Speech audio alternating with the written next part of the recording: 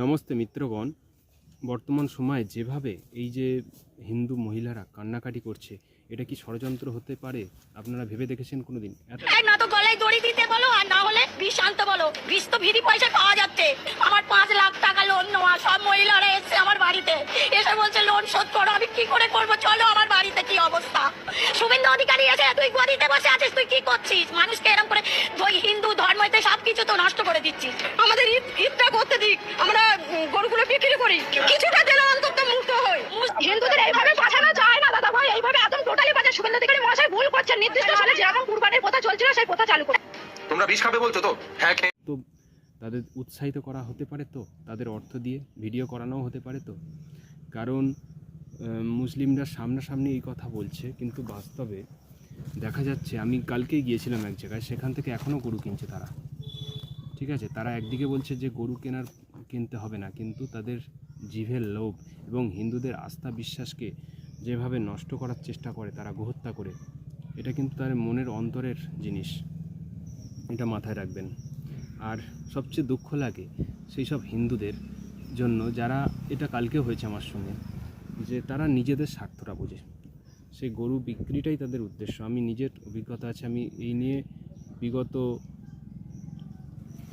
4-5 বছর কাজ করছি এই বিষয়ে। মানুষ এত অর্থ লোভী এই বিষয়ে, সেগুলো আমরা ভেবে কুলকিনারা পাই না। এইটা লালটা, এটা দেশি গরু তো? হ্যাঁ আমার সব দিছি। এটাই একটা বেন হয়েছে, দিয়ে দেবো। আর আসতে পারি। এটাও দিয়ে দেবে? হ্যাঁ এটাও দেবো। কেন? ওইটা দেবো, ওইটা দেবো। খালি ওইটা দুধ দিচ্ছে বলে তাই ওকেও দিয়ে দেবো। হ্যাঁ, আর রাখতে পারবো নি, আর পারিনি বাবা। দুধ দিচ্ছে বলে রাখবে, আর না হলে রাখবে না? এর দুধ হয় না নাকি? এর দুধ আর বছর সব দিয়েছে, তোর বাছুর আছে তো, ও, এবছর দিয়ে দেবো। আর রাখতে পারিনি, আর ভালো লাগে না। আর এমনি লোককে বিক্রি করবে হ্যাঁ না কোরবানিতে বিক্রি করবে? ওই করবো, এই মুসলমানদের করে দিয়ে দেবো। হ্যাঁ, মুসলমানদের দেয়, এমনি পাড়ার লোক নেয় না এসব গরু? না না না না হ্যাঁ? না। এ বাবা, এইগুলো সম্পদশালী জিনিস। আমাকে কথা বলবে আগে, ঠিক আছে? আমি নেবো, আচ্ছা নাও। ঠিক আছে? মানুষের সেবা মানসিকতায় নেই, শুধু অর্থ। এবং মানুষ কি করে, কমজোরি গরুকে কিনে নিয়ে চলে আসে বকরিদের আগে, সেগুলো বিক্রি করবে বলে 2-3 মাস রাখে, তারপর বিক্রি করবে, এই মেন্টালিটি। আর আমি দেখুন, এই গোমাতাকে শুধু নিঃস্বার্থ ভাবনা নিয়ে সেবার মানসিকতার জন্য রেখেছি। গোবর গোমূত্র হয় শুধু, কিন্তু সমাজে এই রকম মানুষ পাবেন না, কারণ তাদের ধর্মীয় সিদ্ধান্তই নেই। তারা অর্থকে সবসময় আগে রাখে, আমরা কিন্তু কর্মকে আগে রাখি। আর এই কর্মই আমার জীবনকে উন্নত করবে, আমার জীবনকে সফল করবে। আমারও উপকার আছে সংসারে, আমরা যে কাজ করছি এটা নিষ্কাম নয়, এটাও সকাম কর্ম, কিন্তু আমাদের এটা অনেক উপরের লেভেলের চিন্তা ভাবনা, যে এদের আশীর্বাদ পাবো, আমি আমার জীবনকে উন্নত করব।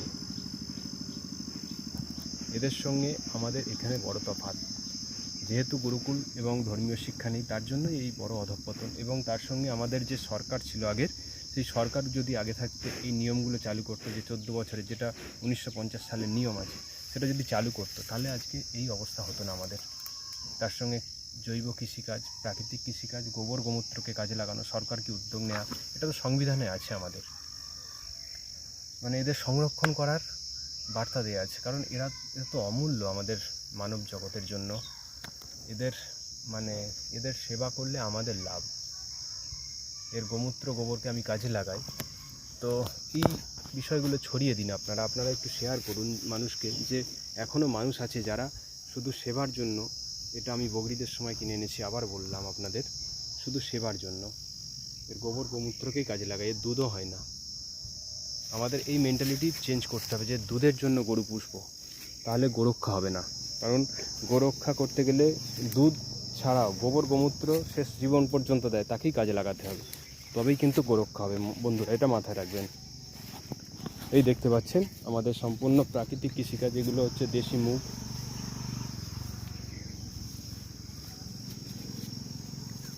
এগুলো হলুদ বসানো আছে।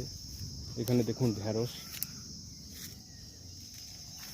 এবং দেখুন আমি এতক্ষণ ছিলাম, ও আমার সঙ্গে ছিল, আবার চলে এলো আমার কাছে। দেখুন, তো এদের সঙ্গে একটা বন্ডিং হয়ে যায়, আপনি সময় কাটাবেন, আপনার মন ভালো হয়ে যাবে, আপনার প্রেশার কমবে।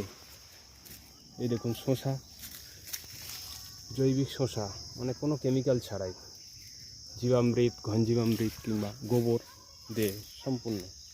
পাট, ঢ্যাঁড়স,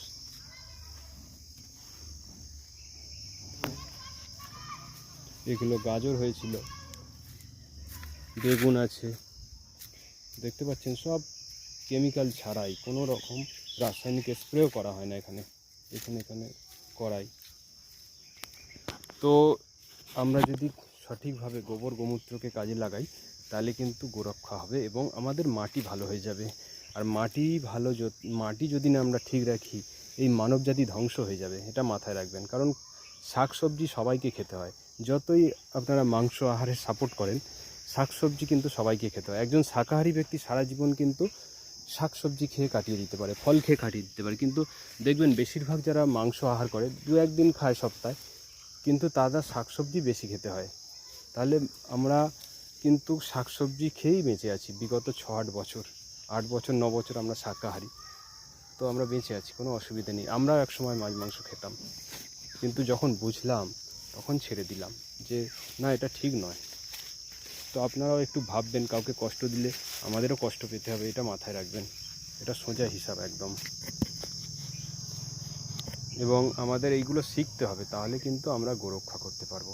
শুধু মুখে গোরক্ষা করলে হবে না। একটা করে আমরা যদি এরকম গরু রাখতে পারি আর কৃষিকাজে কাজে লাগাতে পারি, তাহলে কিন্তু আমাদের লক্ষ লক্ষ টাকা বেঁচে যাবে, আমাদের স্বাস্থ্য ভালো হয়ে যাবে। কারণ যখনই মাটিতে জীবামৃত, গোবর দেবেন, মাটির সঠিক গাছ খাবার পাবে, তাহলে রোগ পোকা অনেক কমে যাবে। ঠিক আছে,